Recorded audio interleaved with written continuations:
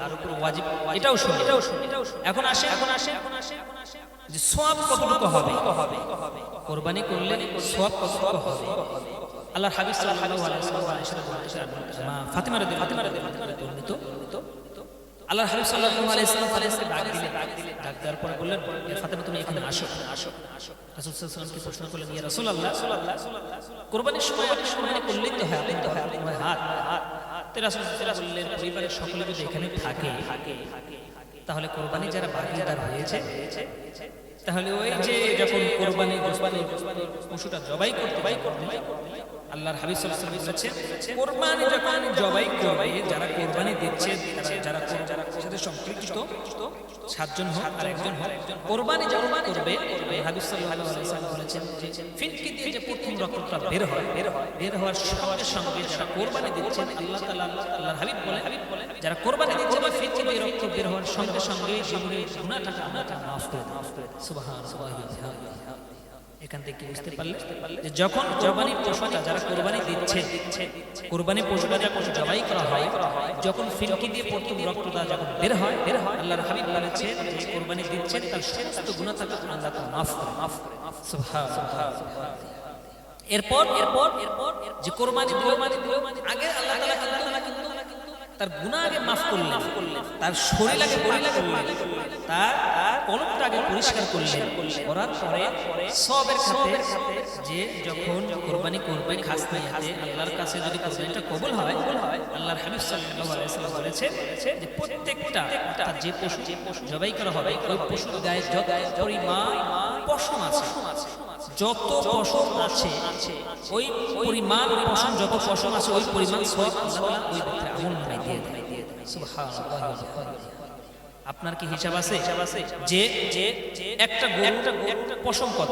আপনি যদি একটু একটা গরুর পশম যদি হাত দিয়ে ঝেড়ে দেন, খালি হারেন, আপনার পশম কিন্তু হাতে উঠে আসবে অনেক কয়টা। আবার যদি ব্রাশ দিতে যখন গরুটা গোসল করা, ব্রাশ দিয়ে যখন টান দিবেন, শত হাজার পশম ব্রাশ এসে আপনি গুনতে পারবেন।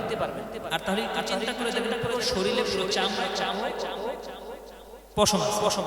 সেক্ষেত্রে যারা কুরবানি এটা খেয়াল করবেন যে আল্লাহ তাআলা কত প্রথম কিন্তু আল্লাহ তাআলা জীবনের গুনাহ মাফ করবে, যারা কুরবানি করবেন মাফ করবে, তারপরে দিবেন।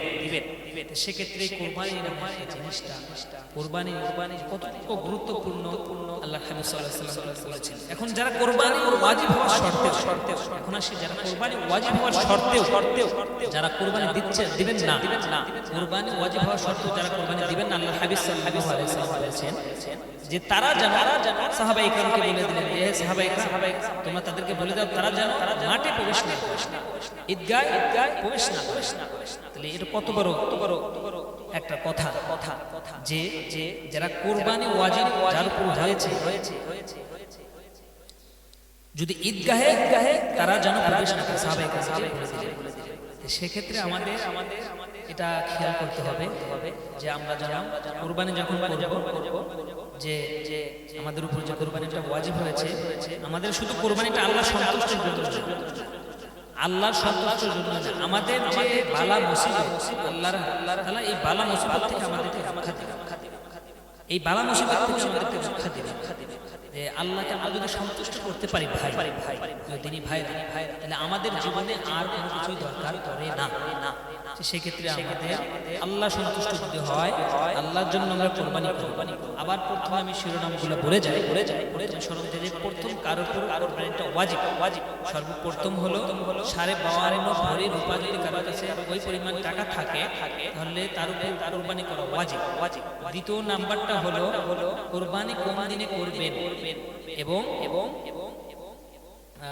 জিলহজ মাসের 10 তারিখ, অর্থাৎ কখন আপনি টাকা ধন সম্পদের মালিক হলেন, ওই পরিমাণ হিসাব পরিমাণ টাকার মালিক হলেন কখন হলে, যে ঈদের আগ পর্যন্ত, ঈদের দিন, ঈদের পরের দিন, তারপরের দিন, জিলহজ মাসের 12 তারিখ পর্যন্ত যদি আপনি টাকার মালিক হন, যেটা আপনার কুরবানি ওয়াজিব, তাহলে আপনাকে কুরবানি করতে হবে।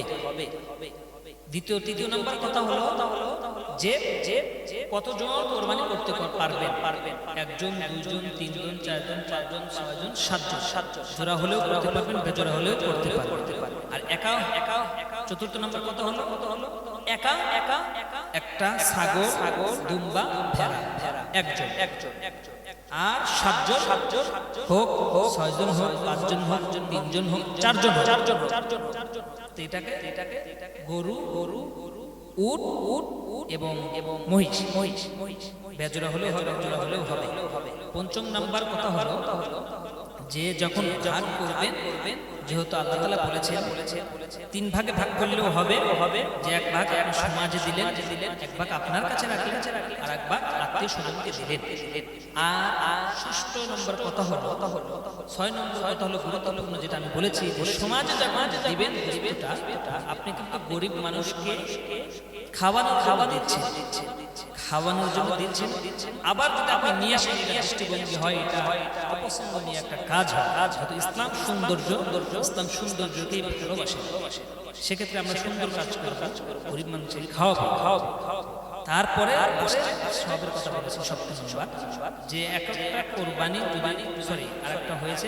সপ্তম নাম্বারটা হলো আপনার টাকাটা হালাল হতে হবে এবং 6 জনের মধ্যে 7 জনের মধ্যে একজনের টাকা যদি হারাম হয় তাহলে আপনার কোরবানিটা বাতিল হবে, আর আপনার কোরবানিটা হবে না। তারপরে লাস্টে বলেছি যে আপনি একটা কোরবানি যদি করেন, আল্লাহর হাবিব সাল্লাল্লাহু আলাইহি ওয়াসাল্লাম বলেছেন যে কোরবানি যখন করবেন রক্ত ফিনকি দিয়ে বের হওয়ার সঙ্গে সঙ্গে আপনার কোরবানিটা মাফ হয়ে যাবে। তারপরে বলেছি যে যত ওই পশুর গায়ে পশম আছে প্রত্যেকটা পশমে এক পশমে নাকি আল্লাহ তাআলা আমলনামায় যোগ করে দিবেন। সম্মানিত দিনী ভাইরা, যেসব কথাগুলো বলেছি কোরআন হাদিসের বাহিরে একটা মনগড়া কথাও বলি নাই। ইসলাম সৌন্দর্যকে পছন্দ করে, সুন্দর মানুষকেও পছন্দ করে। যেহেতু ইসলাম হলো সুন্দর, ইসলাম হলো শ্রেষ্ঠ আল্লাহর কাছে, আল্লাহর কাছে যেহেতু ইসলাম ছাড়া অন্য ধর্ম গ্রহণযোগ্য হবে, সেক্ষেত্রে আল্লাহ সুন্দর, আল্লাহর সৃষ্টি সুন্দর, আল্লাহর রাসূল সুন্দর, আল্লাহর কোরআন সুন্দর, সবকিছু আল্লাহর সৃষ্টি সবকিছু সুন্দর। সেক্ষেত্রে ইসলাম সৌন্দর্যকেই পছন্দ করে। অপছন্দনীয় কোনো কিছু করা আমাদের পক্ষে জায়েজ। সেক্ষেত্রে আমরা যে কথাগুলো বললাম সে কথা মানার চেষ্টা করব, বোঝার চেষ্টা করব, হিংসা না করে কার্যকর করলে ভালো হয়। আপনি নিজেকে বুঝবেন, নিজেকে আগে জানবেন। আর আরেকটা বিষয় হলো বিষয় লাস্ট যেহেতু আল্লাহ বলেছেন যে কোরবানিটা আমার সন্তুষ্টির জন্য, বান্দা আমাকে পাবার জন্য কোরবানি করে, তাহলে আল্লাহকে পাবার জন্য আপনারা কোরবানিটা করবেন।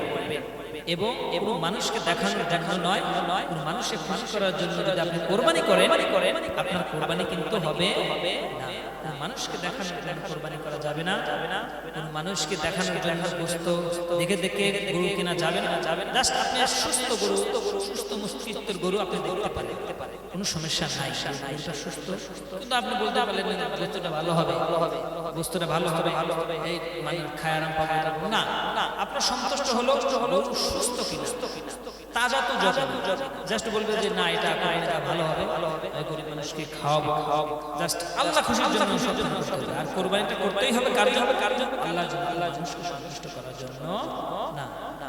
যেগুলো কথা বললাম বুঝতে পেরেছি।